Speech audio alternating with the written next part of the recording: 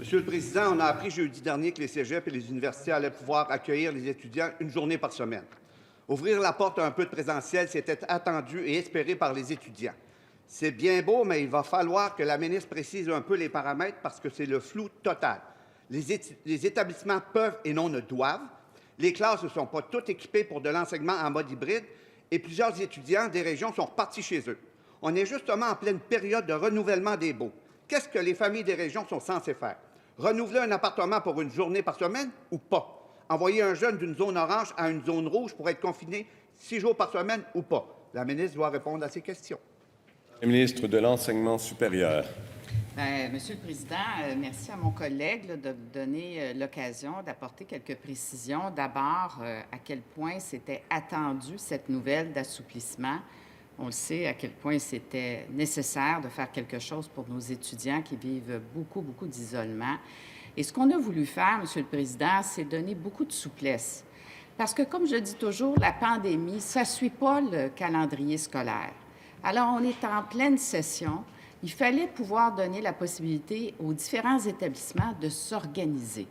Et c'est ce qu'ils sont en train de faire. On a dit qu'on peut débuter certainement le 8 février, mais ça va être à géométrie variable parce que chaque établissement n'est pas dans des régions similaires et a des réalités différentes. Mais il demeure, Monsieur le Président, que là, vraiment, ils ont de la latitude, spécialement en zone orange. Ils peuvent aller au maximum en suivant les règles sanitaires en termes de présence sur le campus. En zone rouge, on a ouvert, et ça, c'est la bonne nouvelle, et les étudiants vont pouvoir aller sur le campus, mais en suivant des règles vraiment un peu plus strictes. Par exemple, d'avoir une capacité maximale de 50 dans les classes. Mais il y a de la souplesse aussi pour des étudiants qui sont dans une autre région. Première complémentaire, Monsieur le député Bonaventure. Monsieur le Président, la ministre doit nous assurer que l'enseignement en mode hybride sera offert pour chaque cours en présentiel.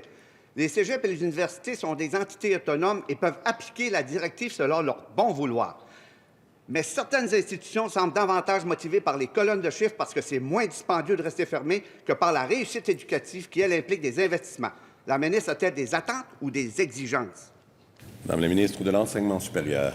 Monsieur le Président, je pense que les établissements ont fait beaucoup d'efforts pour développer l'enseignement à distance, l'enseignement hybride aussi, parce qu'on n'avait pas le choix. Et il y a eu beaucoup d'apprentissage dans ce sens-là. Puis il y en a encore à faire.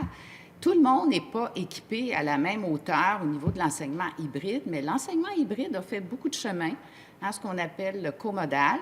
Mais il y a différentes formules qui doivent être utilisées.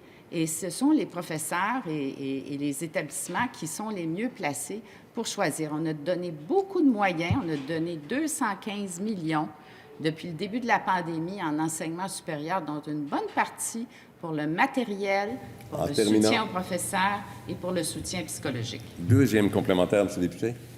Monsieur le Président, l'imprévisibilité, c'est pathogène. Ça explique en partie les statistiques publiées ce matin où on parle de près de 80 des étudiants qui vivent de la détresse psychologique. Et les directives nébuleuses et opaques de la ministre en rajoutent une couche. Est-ce que la ministre va prendre ses responsabilités et donner des directives claires aux cégeps et universités pour donner de l'espoir aux jeunes en ce qui concerne leur réussite éducative? Madame la ministre de l'Enseignement supérieur.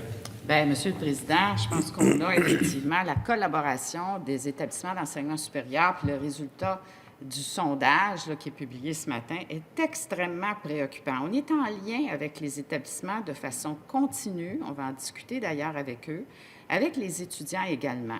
On a offert beaucoup de soutien psychologique. On a offert 20 millions d'aides au niveau du support psychologique. Il faut aller plus loin. C'est très préoccupant, les résultats du sondage qu'on a reçu ce matin. Et c'est pour ça qu'on a en branle actuellement des travaux pour mettre sur pied un plan d'action en santé mentale dans nos établissements d'enseignement supérieur, parce que le problème était déjà là même avant la pandémie, Monsieur le Président.